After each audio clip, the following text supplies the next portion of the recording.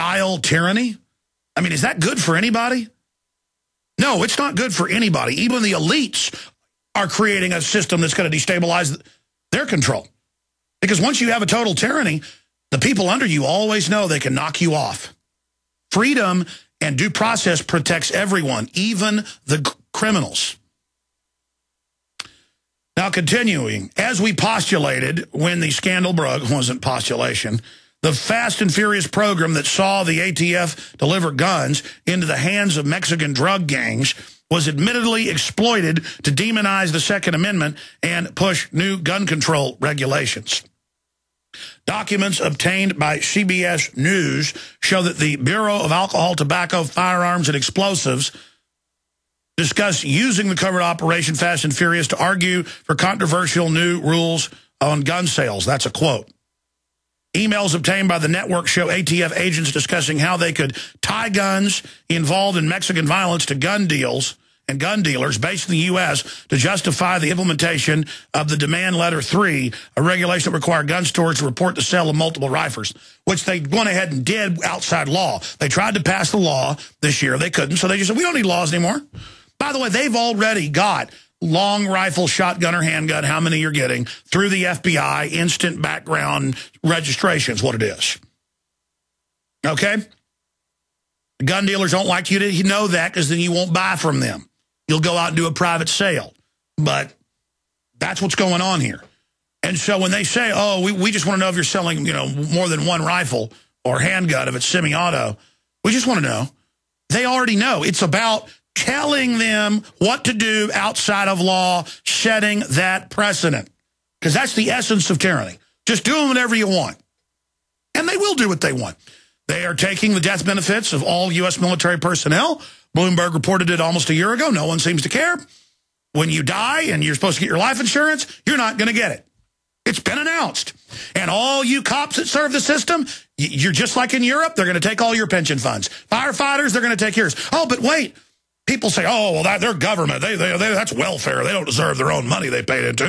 Okay, well, in Portugal and in Spain, they're now going to take private pension funds that have begun it. Not even the old trick of a company creating a new subsidiary, moving the assets into that, then bankrupting the old subsidiary and saying, sorry, that subsidiary's bankrupt. You don't get the pension you paid into for 10, 15, 20, 30 years. No, not just that scam. They're going to just take it. And if you don't like it, they can hire some goon who doesn't mind having his pension fund taken because he's a control freak that likes to beat people up. And all because we want to be a bunch of little children and won't wake up to how criminal the government is. All because we insist on being naive. All because we insist on being suckers and schmucks and idiots. Well, not me. I know criminals when I see them. Monday through Friday from 11 a.m. to 2 p.m. Central, we're here. Back Sundays, 4 to 6. All right, I need to get into the incredible police state developments with the FEMA camps being activated, unbelievable globalist crime syndicate activity. We've got so much more that we need to be breaking down here today. And I know that we're jam-packed with Gerald Celente coming up and Lindsey Williams, but I do want to open the phones up again for police and military. Now that on top of the NDAA passing, secret arrest of citizens, troops on the streets, indefinite detention, now they're activating the camps. And by the way, this broke a day and a half ago. This broke Tuesday night. It's Thursday morning now. And no mainstream coverage.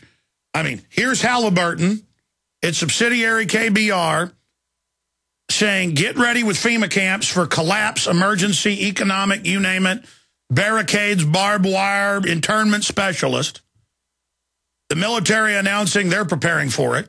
The government admitting that it's coordinating the arrest of Occupy Wall Street, the federal government is. What are they doing? What's the White House doing in dozens of cities coordinating arrest of people?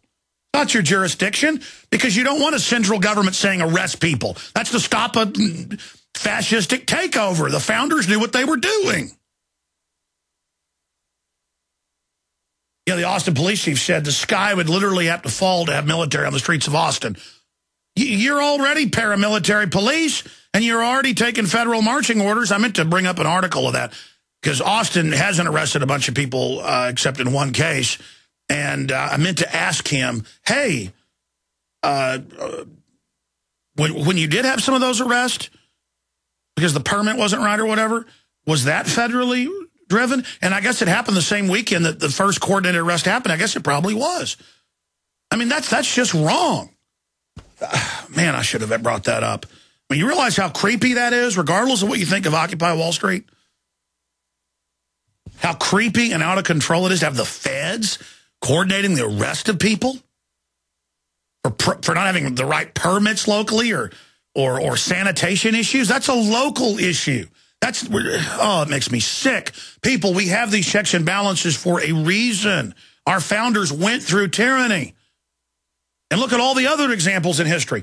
And look at this. Look at this. Issa is not going to go forward with any type of impeachment, and they can, against the head of the Justice Department. He says it's up to Obama. Oh, Obama, completely Chicago Mafia run with Rezko and Blagojevich and 500 million here and 600 million there to energy companies that don't build anything. Just a total ripoff, total theft.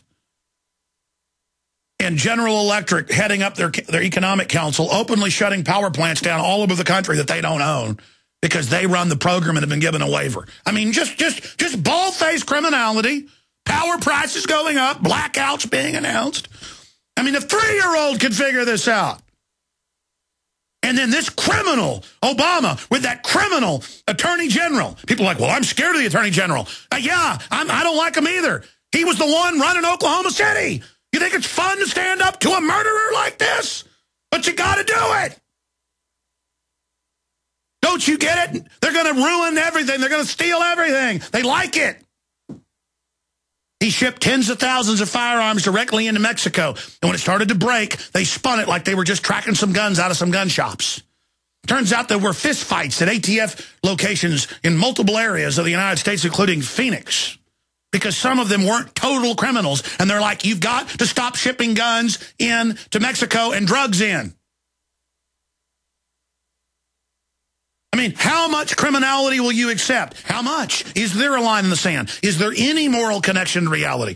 And those of you out there that aren't directly involved in all of this, you know this is going on now. This is all public. There's no excuses. There's no you didn't know, you didn't understand it. And here it is. The memo's now released to blame the Second Amendment.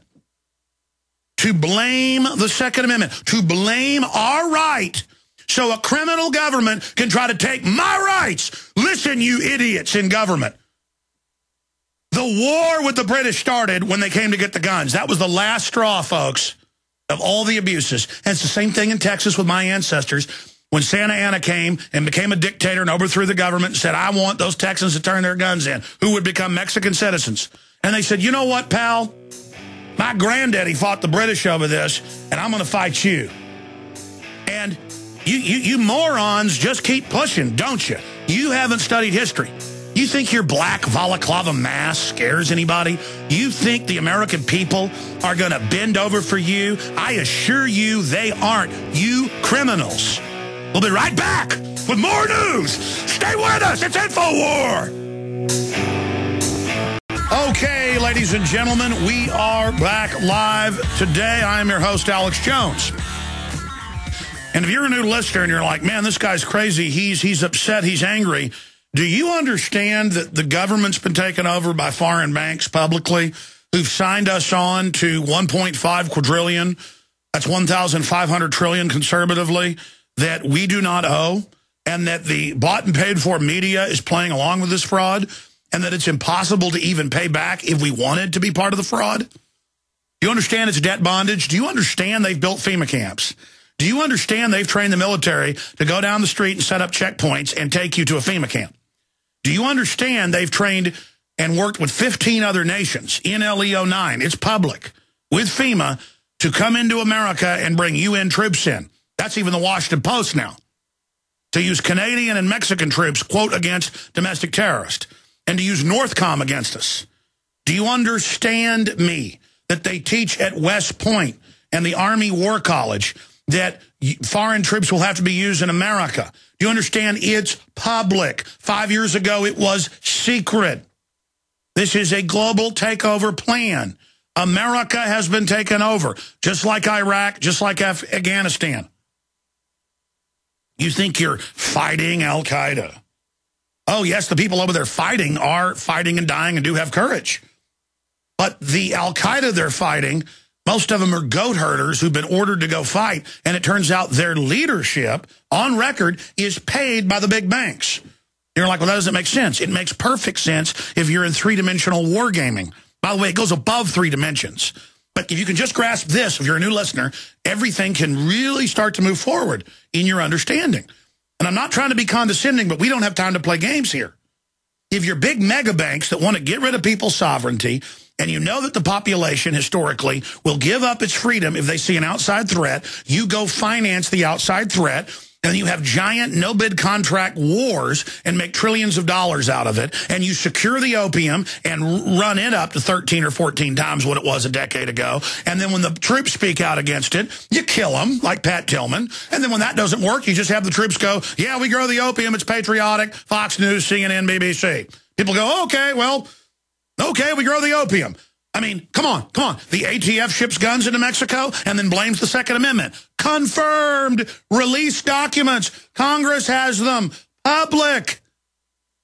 Quote, CBS News, ATF created the problem so they could be the solution to it. Oh, I think I've heard that before. Hegelian dialectic. Problem, reaction, solution. Look. Listen. This stuff's all starting to come out because there's good people in the government. I wouldn't be alive right now if most people in the government are good. They are. They're misguided like everybody else. Good apples, bad apples, whatever. But there are people who are compartmentalized. And the media would say, oh, that Alex Jones or Ron Paul or whoever, they're just kooks. But now they've seen everything start coming true. And now they're going, wow, this makes sense. And they're investigating and getting past the little divider of compartmentalization and finding out. Finding out what's going on right next door to them. And let me tell you, it isn't pretty. I mean, you think I just get up here on air and say the government runs white slavery rings?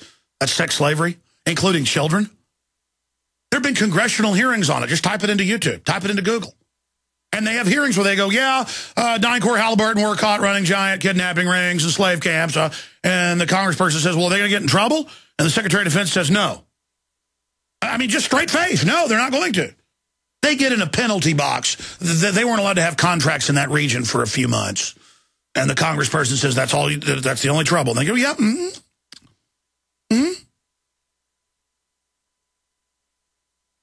It's like Corzine, the New Jersey governor, former head of the main enemy, Goldman Sachs, the main, J.P. Morgan Chase makes the most of the money, but they're enforcer. Like Goldman Sachs is like Darth Vader to Emperor Palpatine that is J.P. Morgan Chase, literally. But it's Darth Vader out there hacking everyone up around the galaxy in all these different countries, running things, releasing the financial hitmen, the jackals. The Pentagon actual hitmen and contractors. In these countries, you don't take their business deals, they murder you and your family. I've interviewed the economic hitmen and others here on the show. And they tell these leaders, you will do this or bad things are about to happen. You don't do it? Okay. Oh, your child